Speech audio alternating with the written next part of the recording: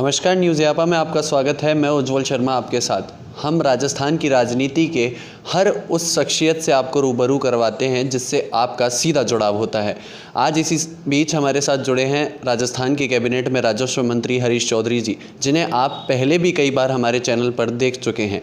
लेकिन आज हम इनसे बात करेंगे जो राजस्थान सरकार ने कल रात में बड़ा फैसला लिया विधान परिषद के गठन का, उस पर खास बातचीत के लिए हमारे साथ जुड़े हैं हरीश चौधरी जी। सर, सबसे पहले स्वागत है आपका हमारे चैनल में। नमस्कार। सर, पहला सवाल यही कि विधान परिषद का गठन हुआ है, इस फैसले को कैसे देखते हैं आप? इससे पूर्ववर्ती अशोक गहलोत जी के मुख्यमंत्री काल के अंदर राजस्थान सरकार ने ये प्रस्ताव सर्वसम्मति से पास कर और केंद्र सरकार को भेजा। आज वो स्थिति केंद्र सरकार के अंदर लंबित पड़ी हुई, उसके ऊपर कोई भी फैसला नहीं हो पाया। इस संदर्भ में जो हालात बनी हुई है, लोकतंत्र के अंदर ज़्यादा से ज़्यादा लोगों की भागीदारी कैसे रही, इस सोच के आधार पर कल कैबिनेट के अंदर उसकी चर्चा हुई और सर्वसम्मति से कैबिनेट में ये प्रस्ताव वापस केंद्र सरकार को भेजने का प्रस्ताव पारित किया। जी सर, इसमें कम से कम 150 विधायकों की सहमति की ज़रूरत पड़ेगी, तो बीजेपी ऐसे में आपका समर्थन करेगी? ये सर्वसम्मति से विधानसभा में पहले ही पास हुआ है। विधान परिषद का जो प्रस्ताव था विधानसभा से पारित हो चुका है और आज उसकी ये स्थिति है कि परीक्षण के अंदर केंद्र सरकार के पास पड़ा है, फैसला अभी तक नहीं लिया। जिस तरह से 4 कृषि बिल, 3 तो केंद्र के कृषि बिल के समानांतर जो बिल राजस्थान सरकार ने बनाया और चौथा कि 5 एकड़ तक की कोई भी ज़मीन राजस्थान के अंदर कुड़क नहीं हो सकती, उसके संदर्भ में जो बिल बनने राजस्थान सरकार ने पास किया, विधानसभा ने पास किया और महामहिम राज्यपाल के पास आज भी लंबित है, उसी प्रकार ये बिल भी, विधान परिषद का बिल भी केंद्र सरकार के वहाँ लंबित थे। जी सर, जब हमने इस बिल पर और ये जो फैसला कल सरकार ने लिया है इस पर जब हमने बीजेपी नेताओं से बात करी तो उन्होंने कहा कि धरातल पर तो लागू हो ही नहीं पाता है, आज तक नहीं हो पाया। बीजेपी के मुख्य प्रवक्ता ने ये आरोप लगाए गहलोत सरकार। ये धरातल पर लागू कौन करेगा? व्यवस्थाओं के अंदर जिसके पास अधिकार है वहाँ से स्वीकृति के बाद में धरातल पर लागू किया जाएगा।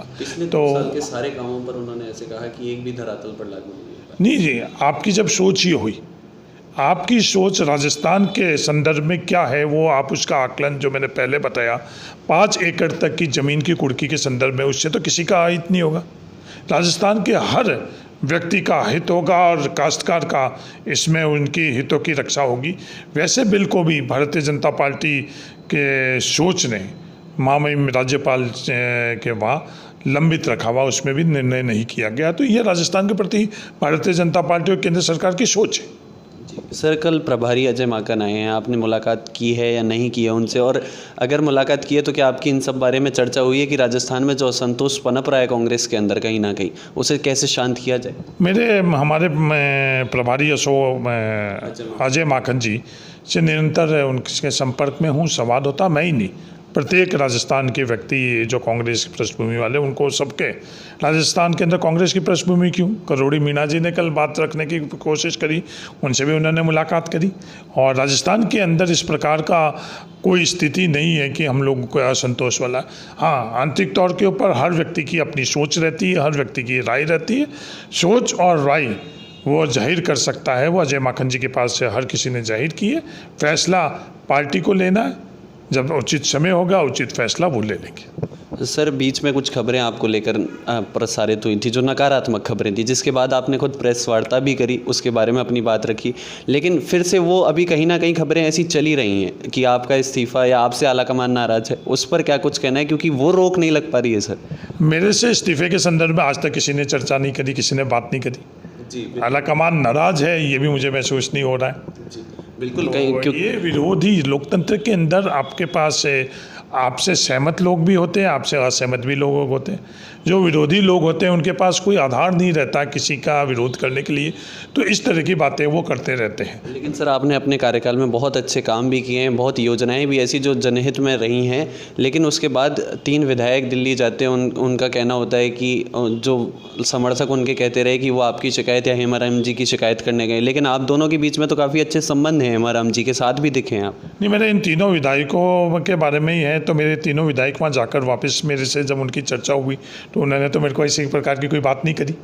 उन्होंने तो वो बाड़मेर के संदर्भ में जो भी बात की है वो मुझे साझा भी करी है, और उन्होंने ऐसे किसी प्रकार की मेरा विरोध का अमीन खान साहब और मेवाराम जैन ने कोई भी ऐसी बात ने नहीं करी, ये मुझे ज्ञात हुआ है। और सर अंतिम सवाल यही कि कोविड की तीसरी लहर आ रही है, दूसरी लहर में आपने काफ़ी अच्छा काम किया है, तीसरी लहर को भी आप लगातार सक्रिय दिखें अपने क्षेत्र में, तो अब आगे की क्या तैयारी है? देखो, हमको दो तरफा तैयारी रखनी है। एक तो जैसे पिछली दफ़े हमने ILI सर्वे किया, उसी तर्ज पर हमको इस बार भी तैयारी पूरी करनी भी पड़ेगी कि हर स्तर के ऊपर हर व्यक्ति, हर परिवार से हम जुड़े कैसे।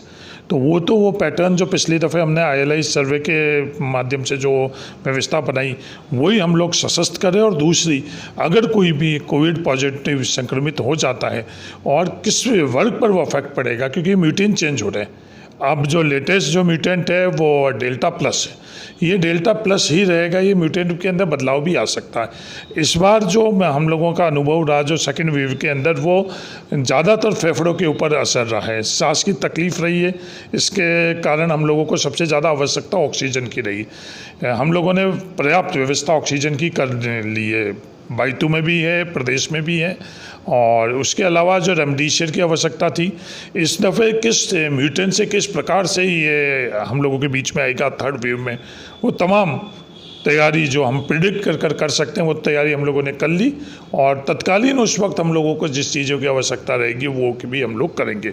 सर थर्ड वेव अगर सेकेंड वेव की तरह दिखता है सर, तो क्या फिर प्रदेश में एक बारी अगर जनता सावधानी बरतती नहीं दिखेगी तो लॉकडाउन जैसी स्थिति? हाँ, लॉकडाउन तो अभी भी लागू है। लॉकडाउन कंडीशनल रिलैक्सेशन लॉकडाउन के अंदर है, सशर्त जो रिलैक्सेशन है वो है।